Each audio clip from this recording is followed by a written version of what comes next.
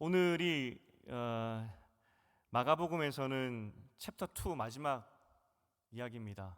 그러니까 이 사건 이후에 예수님은 예루살렘으로 올라가시게 되죠. 이제 죽으러 가시는 겁니다. 챕터 2의 내용이 이제 8장부터 시작되었습니다. 8장에 맹인된 제자들의 모습, 그러니까 눈이 아직 반쯤 띄어서 그래서 제대로 보지 못하는 그런 상황에서 제자도가 시작이 되었고, 그리고 우리가 아까 읽었던 마지막에 이 제자들을 상징하는 이 바디메오, 그가 눈을 활짝 뜨면서 이제 끝나게 됩니다. 제자들의 제자도의 이야기가 반쯤 뜬 상태에서 시작했다가 이제 오늘 본문에서 눈을 완전히 뜨는 사건이죠. 이 사건의 시작이 세 번째로 죽음에 대한 그 이야기였습니다. 내가 죽는다는 겁니다. 앞선 이야기보다 훨씬 구체적으로 나오죠. 곧 예루살렘으로 가시니까 힌트 정도가 아니라 실제 그렇게 됩니다. 오늘 예수께서 말씀하신 그대로 예수님은 돌아가시게 되죠. 문자 그대로 일어나게 되는데 제자들은 그게 무슨 말인가 싶었을 겁니다. 그렇게 말씀하시고 나서 35절에 야고보와 요한이 예수께 나와서 우리가 무엇이든지 요청하든지 그것을 들어주십시오라고 부탁을 합니다. 특별히 이 혈연 관계가 있었죠. 사촌이었고 또 요한 같은 경우는 더군다나 예수님의 특별한 사랑을 받았던 그런 제자였습니다. 우리 소원을 들어주십시오. 이제 곧 예루살렘으로 들어가는데 거기에서 큰 자리 한 자리를 우리에게 주십시오는 거죠. 36절에 보니까 오늘 키 문장인데 두 번 반복될 겁니다. 36절에 먼저 나오는데 너희에게 무엇을 하여 주기를 원하느냐? 무엇을 하여 주기를 원하느냐? 그날에 그때가 되면 하나는 우편에 하나는 좌편에 앉게 하여 주십시오라고 부탁을 합니다. 높은 자리에 앉게 해달라는 거죠. 38절에 예수께서 너희가 지금 뭘 구하는지 그 의미도 모르면서 이거 구하고 있네 라고 말하죠. 내가 마시는 잔과 나의 세례를 너희가 받을 수 있겠느냐? 하나님의 진노를 지금 예수께서 받으러 가는 거 아니겠습니까? 그 진노를 감당할 수 있겠느냐? 39절에 형제들이 말합니다. 할 수 있습니다. 마치 천지분간하지 못하는 아이들이 막 저요 하듯이 막 할 수 있습니다. 이렇게 이야기하는 거죠. 40절에서 예수께서 이 답을 피하십니다. 상급은 하나님께서 정하시는 것이기 때문에 나도 모른다. 답을 주시지 않으시죠. 어쨌든 이 상황을 옆에서 다른 제자들이 지켜보다가 로비하는 것으로 이해하게 됩니다. 딱 걸린 거죠. 사실 여러분, 예수께서 예루살렘으로 들어가실 때 제자들은 기대할 법합니다. 왜냐하면 예수께서 그 예루살렘으로 들어갈 때 엄청난 인파들에게 환영을 받거든요. 뭔가 될 것 같은 그런 분위기였다는 것입니다. 그래서 이 두 명이 구했고 그 상황을 지켜보던 제자들이 분노하죠. 예수께서 이 상황을 정리하셔야 될 필요가 있어서 이 설명을 해주시는 것이 또 오늘 본문 이어서 나오는데 상급의 기준입니다. 높아지려 하지 말고 섬겨라 그렇게 말하죠. 42절에 보니까 이 땅의 집권자들 고관들은 권세를 부리는 사람들은 그런 높은 자리에 가서 올라가서 자기의 힘을 발휘하고 또 또 의미를 가지고 그 기쁨에 취해서 사는 것이 세상 사람들인데 부러워하지 말라는 겁니다. 그 높은 자리를. 그런데 여러분, 그게 쉽습니까? 높은 자리를 부러워하지 않는 게 쉬운 일인가요? 사람들이 흔히 말할 때 비행기를 탈 때 자본주의의 끝판을 본다 그러죠. 철저하게 그 돈에 의해서 자리가 배정됩니다. 똑같은 비행기를 타는데 똑같은 한 공간에 있게 되는데 누구는 편한 자리, 누구는 불편한 자리에 앉죠. 그래서 사람들이 비행기야말로 이 시대 자본주의를 잘 대변하는 곳이다 라고 이야기합니다. 여러분 1등석이나 그 좋은 자리에 한번 앉아 보신 적 있으십니까? 제가 공부할 때 이제 필라델피아에서 보스턴이라는 지역으로 왔다 갔다 해야 되는 상황이었는데 운전을 하게 되면 한 5시간 반, 부산보다 더 멉니다. 서울 부산보다. 1년을 다녔더니 체력이 안 되는 겁니다. 그래서 한 학기 정도는 제가 비행기를 탔습니다. 실컷 탔죠. 이제 학교 가려면은 아침 첫 비행기 타야 됩니다. 시간을 잊어버렸는데 제가 새벽 일찍 나와서 주차장에 주차하고 갔던 기억이 나는데 깜깜했었습니다. 마지막 그리고 비행기를 타고 나왔죠. 어쨌든 이 첫 비행기를 타는 사람들이 누굴까요?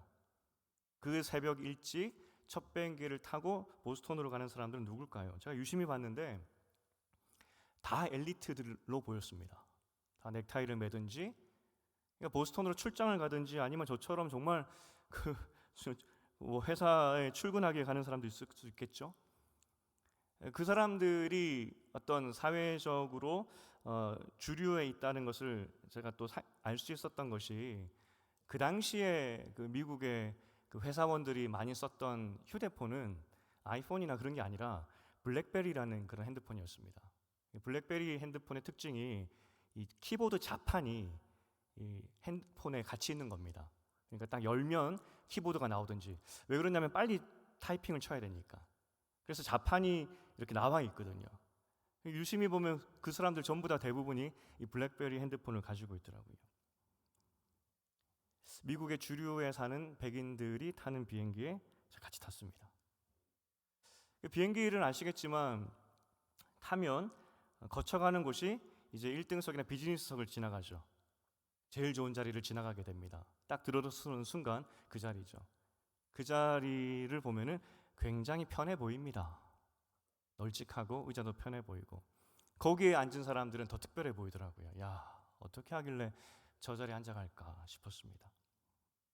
아침마다 비행기를 탈 때마다 소위 말해서 그 강대국의 주류 사회를 살아가는 그 비즈니스맨들을 보면서, 특별히 제일 좋은 비즈니스석을 탄 사람들을 보면서 얼마나 부럽던지, 아, 나도 저렇게 살고 싶다는 생각이 그때 매일매일 들었습니다. 제자들이 얼마나 부러웠을까요? 시골 출신이고, 또 그들이 가진 것이라고 해봤자 유대인이 그 로마 시대 때 뭘 더 가졌겠습니까? 그런데 저 예루살렘 성 안에 사는 집권자, 고관들, 권세를 부리는 사람들이 얼마나 부러웠겠습니까? 나도 그렇게 살고 싶다. 제자들이 이것을 꿈꾸는 것은 헛된 꿈은 아니었습니다. 실제 예수님 전에 200년 전에 마카비라는 사람이 나타나서 그 형제들이 그 독립을 이뤄냅니다. 혁명을 일으켜서 유대 민족 독립국가를 만들었었습니다. 200년 전에. 지금 제자들은 200년 전에도 한번 그렇게 혁명을 이루어서 독립국가를 만들어 봤었는데, 지금 이때가 아닐까?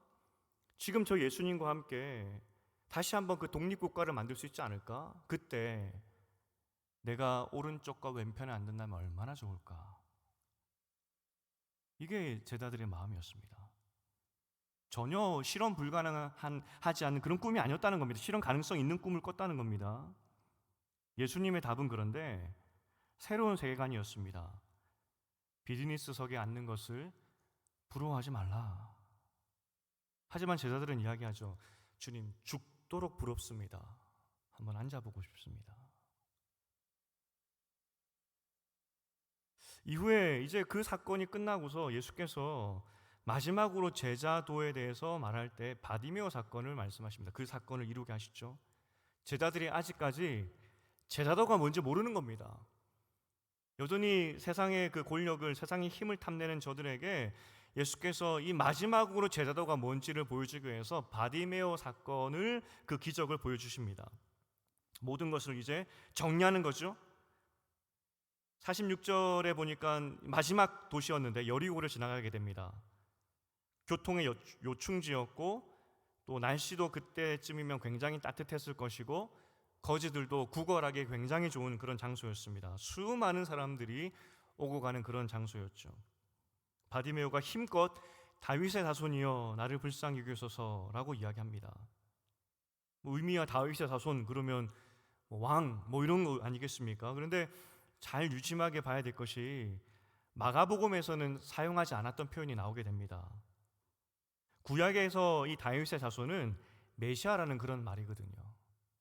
지금 이 앞을 보지 못하는 거지의 입을 통하여서 다윗의 자손이여 이 표현을 하게 하는데, 마가 입장에서는 굉장히 아끼고 아꼈던 이 문장을 지금 기록하고 있는 겁니다. 바디메오 입을 통해서. 나를 불쌍히 여기소서. 이 말도 구약적인 표현입니다. 나에게 하나님의 자비를 보여주시옵소서. 구걸하는 맹인 바디메오 입을 통하여서 당신은 나를 구원할 사람입니다. 나를 구원해 주십시오. 라는 말을 하게 하는 것이죠. 사람들이 이 모습을 보면서 꾸짖습니다. 마치 어린아이를 막듯이, 우리가 보았지만 어린아이를 막듯이 성가시다는 그런 의미가 있을 수도 있겠고, 두 번째 의미는 다윗의 자손 이래버리면 큰일 납니다. 지금 이 다윗의 자손은 앞서 말했지만 유대인들이 기다렸던 그 메시아인데, 지금 로마 사람들이나 바리새인들이 이걸 들으면 이 혁명 일으키기로 가는 거 아니냐, 역적이죠. 예루살렘으로 가지도 못했는데 예루살렘 입구에서 역적으로 잡혀갈 수도 있기 때문에 그 조용하라고, 지금 다 된 밥에 콧밥 들이는 거 아니냐고, 그런 의미가 될 수도 있는 겁니다. 어떤 의미가 되었든 저 거지가 앞도 못 보는 놈이 뭘 안다고 조용하라는 것이죠. 그랬더니 이 사람이 48절에 더 크게 소리를 지릅니다. 다윗의 자손이여 나를 불쌍히 여기소서. 예수께서 말합니다. 그를 불러오라고, 부르라고. 그랬더니 50절에 겉옷을 버려두고 이 사람이 뛰어 예수께 나갑니다. 여러분, 겉옷은 그 당시에 여러분 잘 이해가 되지 않을 수도 있지만 겉옷은 그 사람의 전 재산입니다. 옷은 이 사람에게 모든 것입니다. 그리고 자신의 치부, 마지막 거지로서의 자존심을 가려줄 수 있는 그 치부를 가려주는 마지막 자존심입니다. 그런데 그것을 버려두고 예수께 뛰어갑니다. 근데 문제는 앞을 보지 못하잖아요. 아마 저기서 예수의 소리가 나는 그곳을 향해서 아마 사람들과 이리저리 부딪히면서 해집고 들어갔을 겁니다. 부딪혀가면서 달려갔겠죠. 51절에 예수께서 제자들에게 똑같이 하셨던 그 질문을 이 사람에게 합니다. 내게 무엇을 하여 주기를 원하느냐? 똑같은 질문합니다. 이 거지가 이야기합니다. 선생님이여, 보기를 원하나이다. 52절에 예수께서 가라, 내 믿음이 너를 구원하였다 라고 말하죠. 그리고 정말 보게 되어서 예수를 길에서 따랐다라고 이야기합니다. 다른 말로 하면 제자가 되었다 이야기하죠. 이 맹인은 정말 자신의 것을 다 두고 제자로 살아가게 됩니다. 그리고 성경에서 마가복음에서는 유일하게 병고침을 받았던 사람의 이름이 등장하는데 이 사람이 바디메오입니다. 이것이 제자도의 마지막 사건입니다. 무슨 의미일까? 죽음과 부활에 대해서 예고했을 때, 마지막으로 예수께서 예고했을 때 제자들과 마지막 대화에서 예수께서 이 죽음을 앞두고 내가 너희를 위해서 무엇을 해줄까? 제자들이 답을 합니다. 높은 자리를 주십시오. 바디메오에게 똑같이 질문합니다. 내가 너에게 무엇을 해줄까? 보기를 원합니다. 그런데 예수는 이 반응에 완전히 상반된 반응으로 말씀하시죠. 제자들에게는 너희 높은 자리 가지지 마라, 나처럼 종으로 섬겨야 된다, 책망의 메시지죠. 바디메오에게는 내 믿음이 너를 구원하였다, 칭찬해 주십니다. 아니, 이 제자들과 이 바디메오가 대답한 것이 뭐가 다르냐? 다른 점이 별로 없어 보이는데 결국 제자들은 높은 자리를 원했고 바디메오도 육신의 질병에 낫기를 원한 거 아니겠습니까? 제자들은 성공하고 싶었고 바디메오도 병에서 노임을 받고 싶었습니다. 자신의 문제죠, 모든 것이. 다 자신의 문제 아니냐, 둘 다. 그런데 어떤 제자들은 책망을 받고 왜 바디메오는 믿음 있다 칭찬받으면서 병 나음을 얻었을까 하는 질문이 들죠. 그럼 그림으로 이해하시기를 바랍니다. 앞서 말했지만 이 제자도, 이 챕터 2의 시작은 8장이었습니다. 제자도의 시작이 한 소경을 고치는 사건으로 시작이 되었는데 희한하게 예수께서 그 소경을 한 번에 고쳐주지 않습니다. 먼저 한번 고쳐줬더니 무엇이 보이냐 했더니 사람 같은 것이 다닙니다. 흐릿했다는 거죠. 다시 한번 안수하셔서 고쳐주신 것이 8장 사건이었습니다. 무슨 말이냐면 너희가 아직까지 눈이 반쯤밖에 뜨지 않아서 내가 누군지 알지 못하기 때문에 아직까지 헛것 구하고 있구나. 그걸 마지막 10장에서 다시 한번 보여주고 있는 겁니다. 바디메오가 눈을 뜨게 해달라는 그 의미, 그리고 예수께서 그 믿음이 구원받았다는 그 의미가 뭐냐면 정말 바디메오는 예수를 메시아로 믿었다는 겁니다. 정말 바디메오는 예수가 누구인지 보였다는 겁니다. 그러니 바디메오가 지금 하는 것이 무엇이냐면, 말하는 의미가 뭐냐면, 내가 당신 메시아인 거 알고 있습니다. 메시아가 장차 이 땅에 온다면 그 메시아가 하는 일을 내가 들었는데 그 할 일을 나에게 해 주시옵소서, 그걸 말한 것이죠. 이사야 35장 5절과 6절을 한번 읽어보겠습니다. 시작.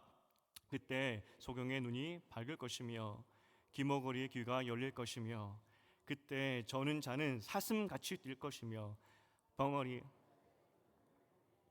이는 광야에서 물이 솟겠고 사막에서 시내가 흐를 것임이라. 메시아가 오면 일어날 일에 대해서 예언한 이 내용입니다.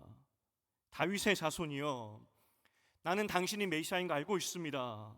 그 메시아가 이 땅 가운데 온다면 소경의 눈이 밝을 것이라고 이야기했는데 그것을 나에게 보여주시옵소서. 이 믿음을 표현한 겁니다. 그래서 예수께서 네 믿음이 구원받았다는 것이죠. 좀 더 이 상황을 의역한다면, 만약 바디메오가 정상인이었다라고 하면 상상해 보겠습니다. 정상인일 뿐만 아니라 부자였다고 하면 상상해 보겠습니다.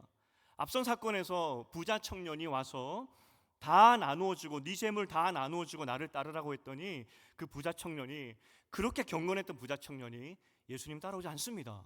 근심하며 떠나죠. 만약 바디메오가 부자였고 그리고 그 청년처럼 그런 요청을 받았다면 바디메오는 예수를 메시아로 봤기 때문에 자신의 전 재산 다 팔고 예수를 따라갔을 겁니다. 이게 바디메오의 믿음이었습니다. 10장 31절에 보면 우리가 봤던 먼저 된 자가 나중되고 나중된 자가 먼저 될 것이다, 그 말씀이 바로 오늘 본문에서 이루어지는 겁니다. 3년을 따라다녔던 제자들, 아직 눈이 띄어지지 않아서 내가 너에게 뭘 해줄까? 내가 이제 십자가의 죽음 앞에 내가 서게 되는데 내가 너에게 뭘 해줄까라고 했을 때 높은 자리 주시옵소서, 제자들의 소원이었지만 이제 예수가 보였던 이 바디메오는 예수의 그 메시아 되심을 나에게 보여주시옵소서. 나 메시아 되신 예수의 얼굴 보고 싶습니다. 이게 바디메오의 소원이었습니다. 이 말씀 우리에게 적용해 본다면, 만약 예수가 우리에게 나타나서 내가 너에게 무엇을 해주기 원하느냐라고 묻는다면 저를 포함해서 우리 모두는 우리 소원 이야기할 겁니다. 내가 너에게 무엇을 해줄까? 하나님, 제가 10년 동안 미국 살면서 백인으로 태어나지 않은 것이 얼마나 서럽던지, 나에게 다시 한번 인생의 기회가 온다면 백인으로 태어나게 해주시옵소서. 아마 저는 그걸 기도하고 싶은 마음도 솔직히 있었습니다. 여러분 어떠십니까?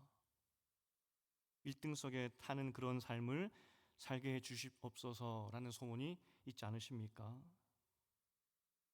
예수의 반밖에 모르는 제자들은 예수께 자신의 문제를 해결해 달라고 요청하게 되는 것이죠. 이게 제자들의 모습이었습니다.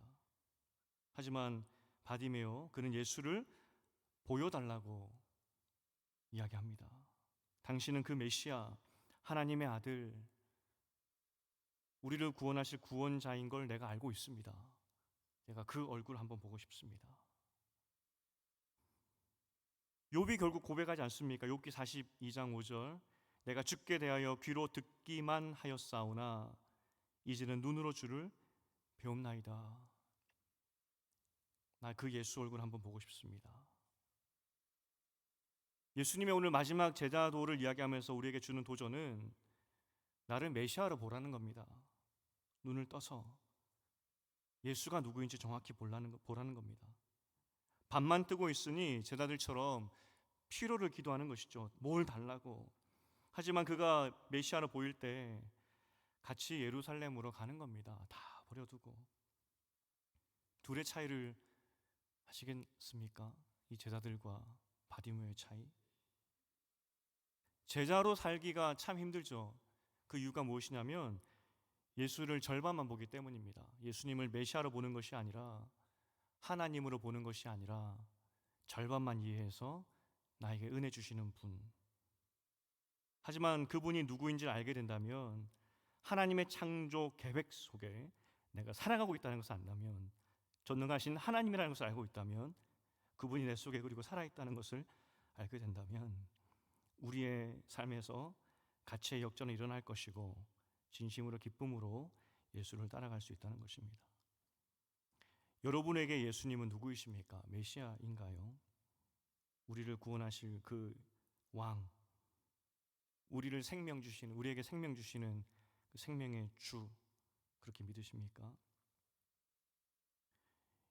오늘 제자들처럼 높은 곳에 올라가려고 기도할 것이 아니라, 하나님, 어떤 상황 가운데 있더라도 우리 눈을 열어주셔서 예수가 누구인지 보게 하시고, 우리 눈이 열려서 그 살아계신 예수가 내 속에 있다는 것을 보게 하셔서 그 주님과 함께 살아가는 삶 살 수 있도록, 다른 헛된 것을 구하는 삶이 아니라 참 주인 되신 예수의 손만 붙잡고 살아갈 수 있도록 도와주시옵소서. 이게 우리 기도 제목이 되어야 한다는 겁니다. 이 땅의 종교와 세상의 주장을 보면 두 가지로 이야기할 수 있습니다. 비움과 채움. 비움은 불교에서 많이 이야기하죠. 마음 수련. 계속 비워내라는 겁니다. 누구라도 비워내다 보면은 해탈할 수 있고 자유할 수 있다는 것이죠. 혹시 이 세상 가운데 살아갈 때 그렇게 아무리 비워도 애써도 얻지 못한다면 그 공로가 쌓여서 다음 생에 또 잘 될 수 있으니까 욕심 버리고 비워라 이야기를 합니다. 또 반면 세상에는 이런 말도 있습니다. 채우라고, 물질로 채우라고, 기쁨으로 채우라고, 마음의 공허함을 그렇게 채우라고. 세상의 큰 소리는 비움과 채움으로 나눌 수 있는 것 같습니다. 제자로서 이 땅 가운데 살아갈 때 행복하게 사는 방식은 비움도 아니고 채움도 아닙니다. 우리가 아무리 욕심을 비워도 우리 스스로는 우리 마음조차 하나 어떻게 할 수 없는 것이 우리잖아요. 죄성.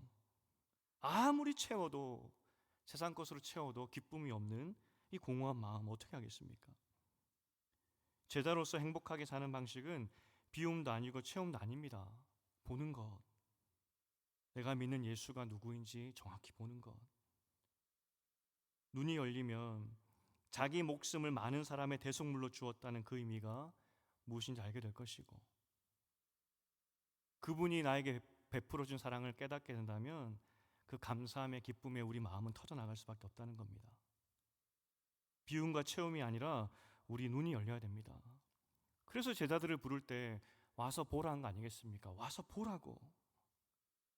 기독교는 관념적인 종교가 아닙니다. 경험적이고 체험적인 종교입니다. 우리 눈이 열려서 예수를 보는 그 체험, 경험, 그게 있어야 우리는 제자로 할 수 있다는 겁니다. 오늘 본문을 쓰는 사람은 마가입니다. 마가가 마가복음을 쓴 거 아니겠습니까? 마가가 누구냐면 바울이 죽기 전에 꼭 나에게 필요한 사람이다 라고 했던 그런 마가였습니다. 또 베드로의 비서로서 10수년 함께 다녔던 그런 마가였습니다. 참 대단하죠.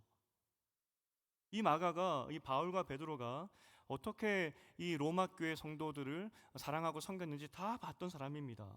그런데 이 로마 교회 성도들, 그렇게 바울과 베드로가 열심히 섬겼던 이 로마 교회 그 성도들 눈앞에서 한순간에 바울과 베드로가 순교한 거 아니겠습니까? 그러니까 마가가 이 스승같이 섬겼던 바울과 베드로의 타는 마음을 알기 때문에 그래서 편지를 쓰는 거 아니겠습니까? 로마 교회 성도를 위해서. 이 로마 교회 성도를 위해서 이 편지를 쓸 때 희한하게 이 마가복음의 특징이 뭐냐면 다른 복음서와는 다르게 제자들에게 굉장히 혹독합니다. 다른 복음서는 좀 봐주기도 하고 그런 것이 있는데 희한하게 이 마가는 제자들에게 굉장히 혹독하게 쓰고 있습니다. 평가도 그렇고요. 마가복음 14장 51절 52절 함께 읽어보겠습니다. 마가복음 14장 51절 시작. 한 청년이 벗은 몸에 배 헛이불을 두르고 예수를 따라가다가 무리에게 잡힘에 배 헛이불을 버리고 벗은 몸으로 도망하니라. 다른 복음서에 없는 이 한 청년의 이야기가 나오는데 누굴까 했을 때 학자들은 다 이야기합니다. 이거 마가라고, 마가. 이거 마가라고.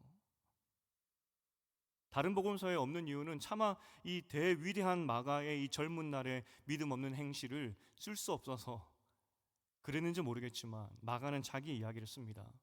내가 예수가 누구인지 보이지 않을 때는 이렇게 도망 다녔다고. 마가는 전도 여행 중에서도 도망갔습니다. 그런 사람이었습니다. 예수가 안 보이니까 내가 그랬다고. 근데 예수가 보이니까 죽음도 두렵지 않더라고. 그게 마가의 고백입니다. 여러분에게 도전드리고 싶은 것은 우리가 가지고 싶은 건 많고 또 누리고 싶은 것도 많죠. 인생에서 그런 게 있으면 얼마나 좋을까.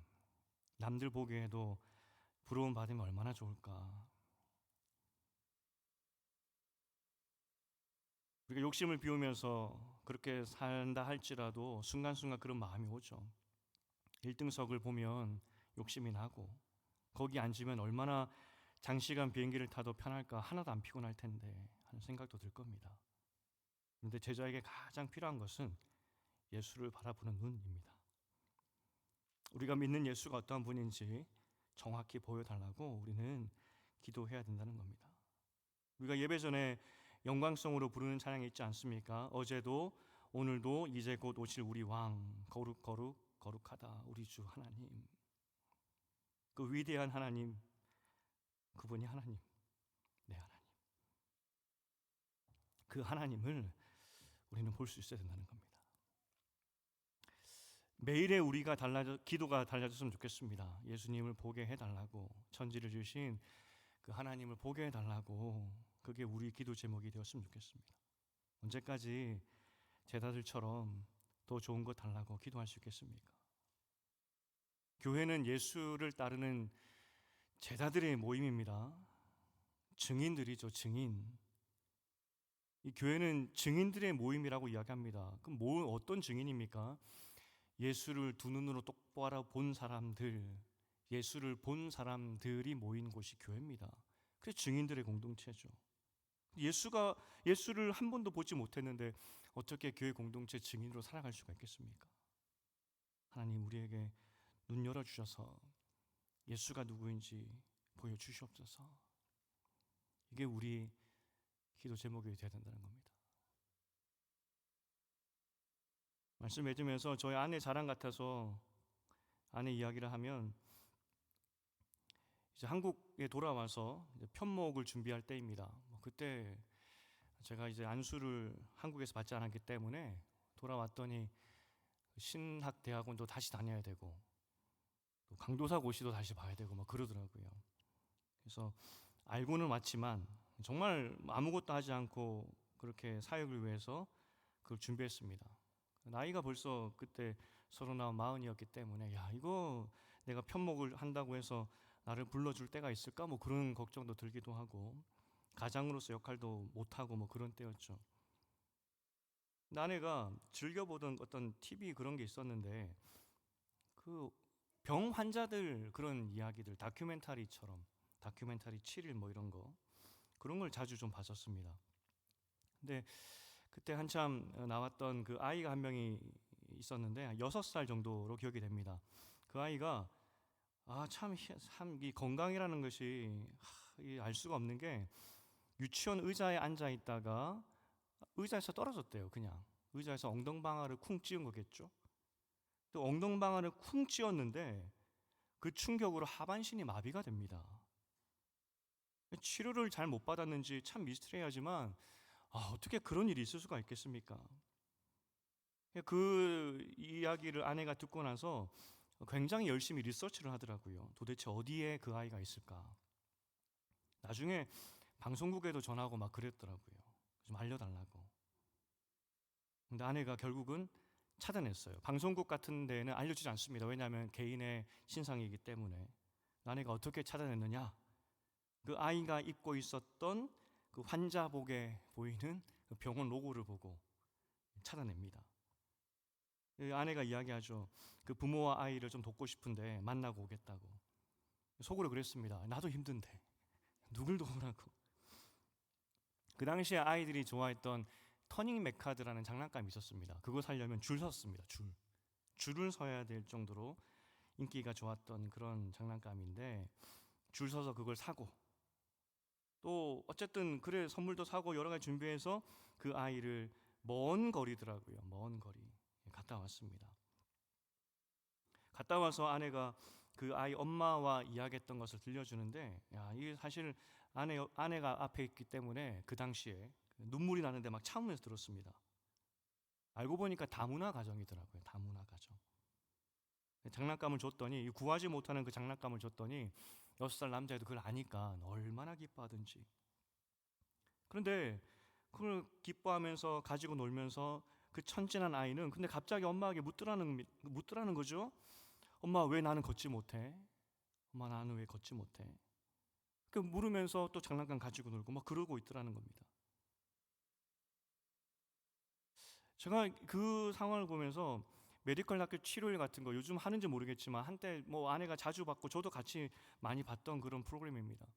근데 그 프로그램을 왜 만들까 하는 생각이 들었습니다. 너무 슬프거든요.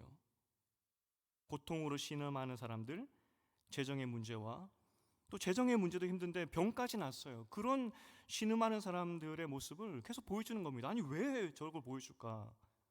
왜 슬픔을 저렇게 보여줄까? 편집을 어떻게 하는지 모르겠지만 끝은 항상 밝아요. 밝게 웃는 환자들의 모습, 가족들의 모습. 병이 조금이라도 호전이 되면은 막 기뻐하고 여전히 호전되지 않고 중병으로 가고 있지만 그래도 기뻐하는 그 모습으로 클로징으로 하면서 TV가 끝나죠. 나레이션은 이야기합니다. 이들은 다시 일상을 꿈꾸며 오늘도 힘차게 살아간다. 항상 그렇게 끝이 나요. 뭐가 기쁘다고? 공영방송이 그런 걸 만들 때는 의도가 있겠죠. 왜 만들까? 아마 그랬을 겁니다. 고난과 역경에 있는 사람들이 우리 주변에 굉장히 많습니다. 그런데 이 고난과 역경에 있는 사람들이 긍정의 마인드로 어떻게든 살아보려고 하는 그런 마음으로 오늘도 치열하게 살아가고 있습니다. 여러분들 힘내십시오. 그런 교양의 목적 아니겠습니까? 생명이 있음을 이렇게 감사하며 소중히 여기며 살아가는 사람들이 여기 있습니다. 그러니 여러분도 주어진 일상에서 기쁨으로 살아가십시오. 인간이 이렇게 존귀한 사람입니다. 그러니 여러분도 이렇게 열심히 살아가십시오. 그런 공용적인, 그런 공익적인 이유로 그런 걸 만드는 거 아니겠습니까? 그걸 보면서 이런 생각이 들었습니다. 세상도 하나님의 파편적인 지식을 가진, 하나님의 파편적인 지혜와 형상을 가진 세상도 그런 고난과 고통 중에 기쁨으로 살아가자고 응원하면서 예수 안 믿는 세상의 TV도 세상에서 우리가 바라볼 것이 물질이 아니라 가족이고 또 함께 응원하는 사람들이고 또 생명을 귀하게 여기는 이런 마음이다라고 이야기를 하는데, 세상도 이야기를 하는데 우리는 어떤 마음으로 살아가는지. 세상 사람들도 절망 앞에서 그런 작은 소망 붙잡고 오늘도 웃으려며 애쓰고 살아가고 있는데 세상도 그렇게 외치는데 돈이 최고가 아니라고 저렇게 외쳐주고 있는데 우리는 어떻게 살아가고 있는지. 무엇을 먹을까? 입을까? 이것은 세상 사람들이나 하는 기도라고 말씀하십니다. 이방인들이나 하는 것이다라고. 우리의 기도는 예수 더 아는 겁니다. 주님 더 알고 싶습니다. 예수가 누군지 정확히 보고 싶습니다. 삶의 기쁨과 즐거움 없이 혹시 두려움으로 이 자리에 오신 분들 계십니까? 우리가 기도할 제목이 무엇이냐면 주님, 나에게 눈이 열려서 예수를 보는 은혜를 허락하여 주시옵소서. 예수가 보이면 그때 우리는 살 수 있는 겁니다. 간절히 바라기는 오늘 바디메오처럼 참 제자가 되어서 눈이 열려서 예수를 주로 보는 여러분 되시기를 주님의 이름으로 축복드립니다.